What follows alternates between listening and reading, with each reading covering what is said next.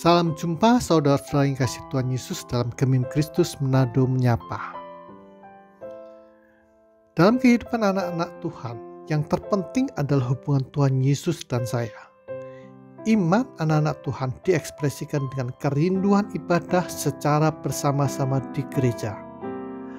Melakukan ibadah bersama-sama di gereja berarti anak-anak Tuhan melakukan fungsi koinonia atau persekutuan.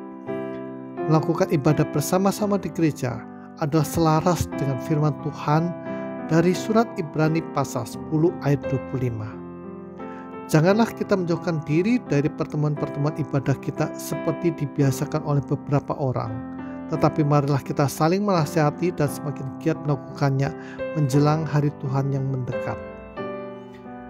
Kehidupan iman Kristen tak hanya ibadah umum yang kita lakukan bersama-sama setiap hari Minggu, tetapi juga waktu sendiri dengan Tuhan. Satu karakteristik pernikahan yang sehat adalah adanya waktu bagi suami istri yang menyendiri.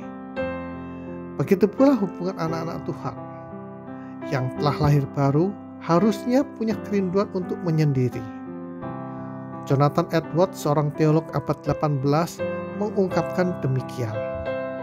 Seorang Kristen sejati menyukai persekutuan rohani, percakapan dengan anak Tuhan yang lain, tetapi ia juga menyukai menarik diri dari kerumunan, lalu bersekutu dengan Tuhan di tempat yang tenang. Saat sendiri dengan Tuhan memberi manfaat yang istimewa untuk membenahi hati kita dan makin menarik kasih kita kepada Tuhan. Iman sejati akan membawa anak-anak Tuhan lebih banyak menyendiri di tempat tenang, berdoa dan meditasi. Tokoh-tokoh di Alkitab yang mengalami waktu sendiri dengan Tuhan seperti Abraham, Ishak, Yakub, Musa, dan para nabi, juga Maria dan Yusuf, serta Rasul Yohanes di Pulau Patmos. Juga Tuhan Yesus menyendiri di padang gurun. Ia juga mencari tempat yang sepi, dan Tuhan Yesus naik ke atas gunung untuk berdoa sendiri.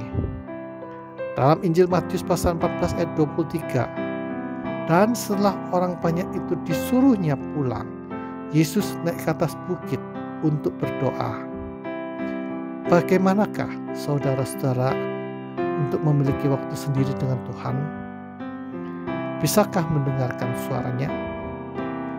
Kita harus membaca Alkitab firman Tuhan. Melalui membaca Alkitab firman Tuhan, maka Roh Kudus akan menolong saudara dan saya untuk menerapkan firman Tuhan kepada jiwa kita secara pribadi. Mari kita berdoa. Tuhan Yesus, hamba-Mu bersyukur untuk firman-Mu. Roh Kudus, tolonglah setiap anak-anak Tuhan memiliki waktu sendiri dengan Engkau Tuhan, berdoa dan membaca firman-Mu. Kami percaya Roh Kudus menolong menerjemahkan firman Tuhan dalam kehidupan pribadi setiap anak-anak Tuhan. Kami berdoa dalam nama Tuhan Yesus. Amin.